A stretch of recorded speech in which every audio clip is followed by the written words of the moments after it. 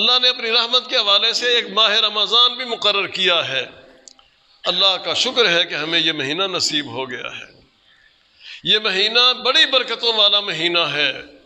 اس مہینے میں اللہ کے رسول صلی اللہ علیہ وسلم فرمایا کہ اللہ تعالیٰ جہنم کے دروازے بند کر دیتا ہے، جنت کے سارے دروازے کھلے ہوتے ہیں۔ جہنم کے دروازے بند کر دیے جاتے ہیں۔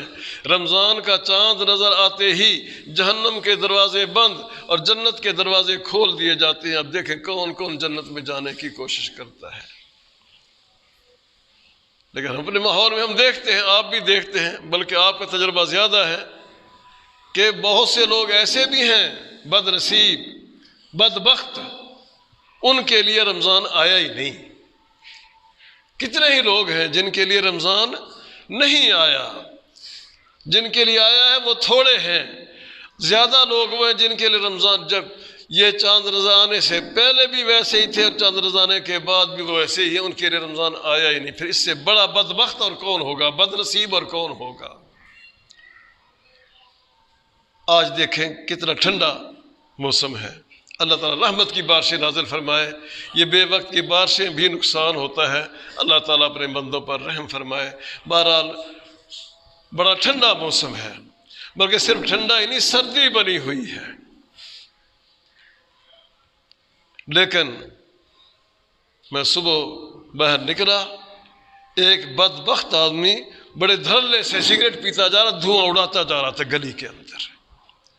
اسے اتنی شرم اور غیرت نہیں آئی کہ چلو میں نے روزہ نہیں رکھا تو شہر والوں نے تو روزہ آخر رکھا ہوا ہی ہے نا، رمضان کا مہینہ ہے، یہ اس نے بدبختی والا عمل کرنا ہی ہے، کہیں چھپ کر علیحدگی میں بیٹھ کر کریں، دھڑلے کے ساتھ گلی میں سگریٹ پیتا ہوا، دھواں اڑاتا ہوا جا رہا، مست اس کے لیے رمضان ہے ہی نہیں، اسے پتہ ہی نہیں کہ رمضان کا مہینہ آیا یا نہیں آیا۔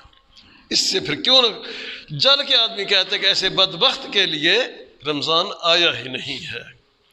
اور ہم کچھ نہیں کہتے، اللہ کہتا ہے، اللہ کے نبی صلی اللہ علیہ وسلم کہتا ہے، اور فرشتے بھی اس کے لیے بد دعائیں کرتے ہیں ایسے آدمی کے لیے۔ ہمیں کہنے کی ضرورت ہی نہیں۔ جسے اللہ تبارک و تعالیٰ کہے یہ بدبخت ہے، اللہ کا نبی کہے بدبخت ہے، جسے جبرائیل علیہ السلام کہے بدبخت ہے، اس سے بڑا بدبخت اور کون ہوگا؟ ہمارے کہنے کی تو ضرورت ہی نہیں رہ جاتی۔ وہ حدیث آپ کے ذہن میں آ گئی ہوگی، تقریباً ہم سال میں مختلف موقعوں پر ماہ رمضان کے موقع بھی دہرایا کرتے ہیں کہ اللہ کے نبی صلی اللہ علیہ وسلم جب خطبہ دینے کے لیے ممبر پر آئے تھے، آپ نے تینوں قدمچوں کے اوپر قدم رکھتے ہوئے آمین کہی تھی۔ یاد آ گئی ہوگی حدیث، سب کو یاد آ گئی ہوگی۔ اس میں رسول اکرم صلی اللہ علیہ وسلم سے پوچھا گیا، یا نبی اللہ صلی اللہ علیہ وسلم آج آپ نے آمین کہی ہے ممبر کی تینوں سیڑھیوں پر قدم رکھتے ہوئے، اس کی کیا وجہ ہوئی؟ آپ نے فرمایا جب میں ممبر پر آیا، جبرائیل علیہ السلام اس وقت آ گئے، انہوں نے 3 دعائیں کی تھیں، بد دعائیں کی تھیں، اور میں نے پھر آمین کہی۔ ان میں ایک بد دعا یہ بھی تھی، یا دعا کہہ رہے ہیں تو بد دعا، کہ وہ آدمی اس کی ناک مٹی میں مل جائے، خاک میں مل جائے، جس آدمی کی زندگی میں رمضان کا مہینہ آیا اور اس نے اللہ سے اپنے گناہ معاف نہ کروائے۔ جنت کا پروانہ جو آدمی حاصل نہ کر سکا، رمضان میں بھی وہ اللہ کی نافرمانیاں کرتا رہا اور اس نے رمضان کی قدر نہ کی، راغم انفہ، وہ آدمی مٹی میں مل جائے، اس کی ناک مٹی میں مل جائے۔ جبرائیل علیہ السلام نے یہ دعا کی اور اللہ کے نبی صلی اللہ علیہ وسلم نے آمین کہی۔ میرا تو ایمان اور یقین ہے، اور آپ کا بھی ایمان اور یقین ہے کہ جبرائیل کی یہ دعا ضرور قبول ہوئی۔ دعا کرنے والے جبرائیل ہیں، آمین کہنے والے اللہ کے نبی صلی اللہ علیہ وسلم، تو وہ دعا کیوں نہ قبول ہوگی؟ تو جس آدمی نے اس مہینے کی قدر نہ کی، اس مہینے سے فائدہ نہ اٹھایا، اس مہینے میں اللہ سے اپنے گناہ معاف نہ کروائے، اس کے لیے بدبختی ہے، بد نصیب ہے وہ۔ اللہ اکبر، اللہ اکبر۔ اللہ نے یہ رحمت والا مہینہ بھیجا، رحمت والے دن بھیجے، اور ہم نے قدر نہیں کی۔ اس مہینے کے روزے فرض ہیں، فرض ہیں، جیسے نماز فرض ہے۔ خیر بہت سے لوگ تو ایسے جن پر نماز فرض ہوئی نہیں، ایسے بھی تو لوگ ہیں نا، نہ نماز فرض ہوئی ان پر، نہ روزے فرض ہوئے ہیں۔ بہرحال ایک مسلمان پر جیسے روزہ نماز فرض ہے، روزہ بھی اس پر فرض ہے، اور بغیر کسی شرعی عذر کے روزہ چھوڑنے کی اجازت نہیں۔ شرعی عذر بھی 2 ہی ہیں بس، یا بیماری یا سفر۔ بیماری ہو، بیمار ہو، روزہ نہ رکھ سکتا ہو، وہ چھوڑ دے، لیکن بعد میں رکھنا پڑے گا۔ سفر میں جا رہا ہے، مجبوری ہے، سمجھتا ہے کہ میرے لیے روزہ رکھنا مشکل ہے، تو وہ روزہ چھوڑ سکتا ہے۔ ویسے سفر میں روزہ رکھنے کی بھی اجازت ہے، چھوڑنے کی بھی اجازت ہے۔ جو آدمی یہ سمجھے کہ میں سفر میں روزہ رکھ سکتا ہوں اور برداشت کر سکتا ہوں، اسے چاہیے کہ وہ روزہ رکھ لے۔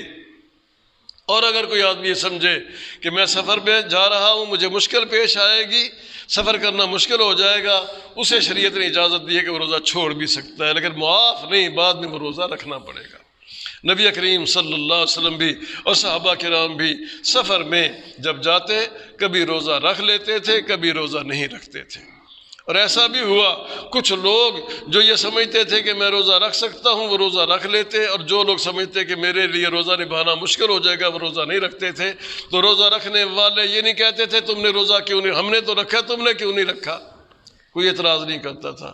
اور نہ رکھنے والے رکھنے والوں کو نہیں کہتے تھے کہ ہم نے نہیں رکھا، تم نے کیوں رکھا ہے۔ بس اجازت ہے سفر میں، جو آدمی سمجھتا ہے کہ میں روزہ رکھ کے برداشت کر سکتا ہوں رکھ لے، نہیں رکھ سکتا، نہیں برداشت کر سکتا تو نہ رکھے، دونوں طرح اجازت ہے، لیکن روزہ معاف نہیں ہے۔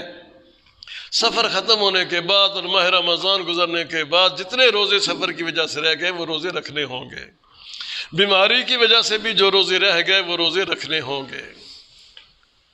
خواتین کے لیے شریعت نے اجازت دی ہے، پتہ ہے سب کو مسئلے کا، کہ ماہواری کے دنوں میں عورتیں نماز نہیں پڑھ سکتی، ان کو پڑھنے کی اجازت نہیں، روزہ بھی نہیں رکھ سکتی، روزہ رکھنے کی اجازت نہیں۔ لیکن بعد میں رمضان گزرنے کے بعد میں جو روزے رہ گئے ہیں وہ روزے رکھنے پڑیں گے۔ 4 روزے رہ گئے ہیں، 5 یا 6 جتنے بھی روزے رہ گئے ہیں ماہواری کی وجہ سے، ایام مخصوصہ کی وجہ سے، وہ روزے پورے کرنے پڑیں گے۔ نمازوں کی ضرورت نہیں ہے، شریعت نے اس کو وہ نمازیں معاف کر دی ہیں۔ یہ بھی تو اللہ تعالیٰ کی رحمت ہے کہ 5-6 دنوں کی نمازیں اگر اس کو پڑھنی پڑ جاتی تو پھر یہ تو سلسلہ اس کا مہینے میں تقریباً زیادہ دن یہ ایسے ہوتے کہ وہ ڈبل نمازیں پڑھتی۔ شریعت نے کہا کہ جو نمازیں بیماری کی وجہ سے رہ گئی ہیں، ایام حیض کی وجہ سے رہ گئی ہیں، وہ نمازیں معاف ہیں، ان کو دہرانے کی ضرورت نہیں، لیکن جو روزے رہ گئے ہیں وہ روزے رکھنے ہوں گے۔ تو یا بیمار آدمی کو اجازت ہے کہ روزہ چھوڑ دے، یا سفر والے آدمی کو اجازت ہے کہ روزہ چھوڑ دے۔ بعض اوقات ایسا ہوتا ہے کہ سحری کے وقت آنکھ نہیں کھلتی، تو وہ سوچتا ہے آدمی اب کیا کروں گا، سارا دن میں کچھ نہیں کھا سکوں گا، میں سارا دن کچھ نہیں پی سکوں گا، تو میرے روزہ برداشت کرنا مشکل ہو جائے گا۔ وہ کہتے ہیں میں روزہ چھوڑ دوں، روزہ نہ رکھوں۔ بھائی اگر آنکھ نہیں کھلی یا سحری نہیں کھا سکا، اس کو روزہ چھوڑنے کی اجازت نہیں، روزہ رکھنا پڑے گا جس پر روزہ فرض ہے، چاہے اس نے سحری نہیں کھائی ہے۔ آج ہی کسی نے فون کر کے پوچھا کہ جی صبح ہمیں آنکھ نہیں کھلی اور روزہ رکھنے کی تو نیت تھی کہ روزہ رکھنا ہے، لیکن جب آنکھ کھلی تو اذانیں ہو رہی تھی، تو اب ہمارا روزہ ہو گیا یا نہیں ہوا، کیا ہم روزہ چھوڑ سکتے ہیں؟ میں نے کہا روزہ چھوڑنے کی تو اجازت نہیں ہے، اب یہ روزہ پورا کرنا پڑے گا۔ ہاں اگر نیت نہ ہوتی کسی وجہ سے کہ روزہ نہیں رکھنا ہے تو پھر اور بات تھی۔ اور ہم تو یہ کہا کرتے ہیں کہ مسلمان آدمی جو مسلمان ہے اس کی تو پہلے دن سے نیت یہ ہوتی ہے کہ میں نے سارے روزے رکھنے ہی رکھنے ہیں انشاءاللہ، کہ مجبوری نہ آ جائے، میں نے روزے رکھنے ہی رکھنے۔ مسلمان آدمی کی نیت یہ ہوتی ہے۔ ہاں نیت اس دن کرنی پڑتی ہے جس دن موڈ خراب ہو، جس دن موڈ خراب ہو نا، نیت خراب ہو کہ میں نے روزہ نہیں رکھنا، چلو میں چھوڑ، اس دن نیت کرنی پڑتی ہے کہ آج میں روزہ نہیں رکھوں گا، ورنہ مسلمان کی تو نیت پہلے دن سے ہی ہوتی ہے، انتظار میں ہوتا ہے کہ ماہ رمضان آئے اور ہم روزہ رکھیں۔ بہرحال رمضان کے روزے ہر عقل مند آدمی پر اور صحت مند آدمی پر فرض ہے، یہ روزے چھوڑنے کی اجازت نہیں۔ ایک حدیث میں آتا ہے رسول اکرم صلی اللہ علیہ وسلم نے فرمایا کوئی آدمی شرعی عذر کے بغیر روزہ چھوڑ دے شرعی عذر ہی ہے، یا بیماری ہو یا سفر ہو، اور کوئی عذر نہیں ہے، یا نابالغ پر روزہ فرض نہیں ہے، یا بیمار اور مسافر آدمی روزہ چھوڑ سکتا ہے۔ کوئی آدمی شرعی عذر کے بغیر خام خواہ بلا وجہ روزہ چھوڑ دے کہ میرا موڈ نہیں ہے جی روزہ رکھنے کا، ایک روزہ چھوڑ دیا، اتنا گناہ ہوتا ہے اس کو، اتنا گناہ ہوتا ہے کہ اس کے بدلے میں اگر وہ ساری زندگی بھی روزے رکھتا رہے کہ یہ میرا گناہ معاف ہو جائے، یہ گناہ معاف نہیں ہوتا۔ اگر بعد میں 20 سال بھی اگر زندگی ہو کسی کی، بطور مثال سے اللہ تعالیٰ لمبی زندگی دے، سب کو صحت والی زندگی دے، بطور مثال سمجھ لیں کہ اس نے ایک روزہ چھوڑ دیا ہے، اب اگلے 20 سال تک مسلسل روزے رکھتا رہے تاکہ یہ گناہ میرا معاف ہو جائے جو میں نے ایک روزہ چھوڑا تھا، یہ گناہ 20 سال کے روزے، 30 سال کے روزے بھی اس گناہ کو معاف نہیں کرا سکتے۔ اس لیے خواہ بلا وجہ اور شرعی عذر کے بغیر روزہ ترک کرنے کی اجازت نہیں ہے۔ روزہ ترک کرنا بہت بڑا جرم ہے اور بہت بڑا گناہ ہے۔ ایک حدیث میں آتا ہے، رسول اکرم صلی اللہ علیہ وسلم فرمایا کہ میں نے خواب دیکھا، خواب میں فرشتے آئے، فرشتے مجھ کو پکڑ کر لے گئے، ایک مشکل پہاڑ، اونچا پہاڑ تھا، پہاڑ کے اوپر چڑھنا مشکل تھا، کہنے لگے کہ آئیں اس پہاڑ کے اوپر چڑھیں۔ میں نے کہا کہ اس پہاڑ پر چڑھنا تو مشکل ہے۔ ان فرشتوں نے کہا کہ ہم آپ کی مدد کرتے ہیں، آپ کو اوپر لے کر جاتے ہیں۔ ان فرشتوں نے مجھے یوں پکڑ لیا اور اوپر لے کر گئے۔ وہاں جا کر مجھے ایسی آوازیں آئیں جیسے لوگ رو رہے ہیں، چیخ رہے ہیں اور چلا رہے ہیں۔ میں نے پوچھا یہ کیسی آوازیں ہیں؟ فرشتوں نے بتایا کہ یہ جہنمی لوگوں کی آوازیں ہیں اور ان کو عذاب ہو رہا ہے۔ رسول اکرم صلی اللہ علیہ وسلم پوچھا کس گناہ کی وجہ سے؟ فرشتوں نے بتایا یہ وہ لوگ ہیں جو وقت سے پہلے روزہ کھول لیتے تھے، جو وقت سے پہلے، ابھی وقت نہیں ہوا، 1-2 منٹ پہلے انہوں نے روزہ کھول لیا، ان لوگوں کو عذاب ہو رہا ہے۔ ان کو الٹے لٹکا کر، ان کے پاؤں اوپر باندھ کر، سر کے بال لٹکایا ہوا ہے، ان کی باچھیں چیری جا رہی ہیں، ان کے منہ سے اور ان کے ناک سے خون نکل رہا ہے، ان کو عذاب دیا جا رہا ہے۔ یہ وہ لوگ ہیں جو وقت سے پہلے روزہ کھول لیتے تھے، اور جس روزہ رکھا ہی نہیں، یہ تو سزا ہے ان لوگوں کی جو وقت سے پہلے روزہ کھول لیتے ہیں، اور جو رکھتے ہی نہیں اس کا اندازہ پھر خود کر لیں کہ ان کا کیا حشر ہوگا۔ یا یہ مسئلہ بھی یاد رکھنا چاہیے کہ سورج غروب ہوتے ہی روزہ کھولنے کا حکم ہے۔ ثم اتموا الصیام الی اللیل، کہ اپنا دن میں تم روزہ رکھو اور رات ہونے تک، جب رات ہو، سورج غروب ہو تو روزہ فوراً کھول دو، پھر دیر کرنے کی اجازت نہیں ہے۔ ایک حدیث میں یوں فرمایا رسول اکرم صلی اللہ علیہ وسلم نے کہ سورج غروب ہوا ہے یا نہیں غروب ہوا، روزہ کھولنے کا وقت ہوا ہے یا نہیں ہوا، تو مغرب کی طرف دیکھنے کی بجائے مشرق کی طرف دیکھو۔ سورج تو مغرب کی طرف غروب ہوتا ہے نا، ادھر دیکھنے کی بجائے جب تو مشرق کی طرف دیکھو، مشرق کی طرف سے ہلکی ہلکی سیاہی نظر آ جائے، سیاہی نظر آئے، سمجھو سورج غروب ہو گیا اور ادھر سے رات کا اندھیرا شروع ہو گیا، اس وقت روزہ کھول لینا چاہیے۔ سورج غروب ہونے کے بعد پھر دیر کرنا، ابھی احتیاط جی، ابھی 1 منٹ دیکھ لو، 2 منٹ دیکھ لو، 1.5 منٹ دیکھ لو، تسلی کر۔ تسلی کس بات کی؟ ہاں یہ تسلی ضرور ہونی چاہیے کہ سورج غروب ہو چکا ہے۔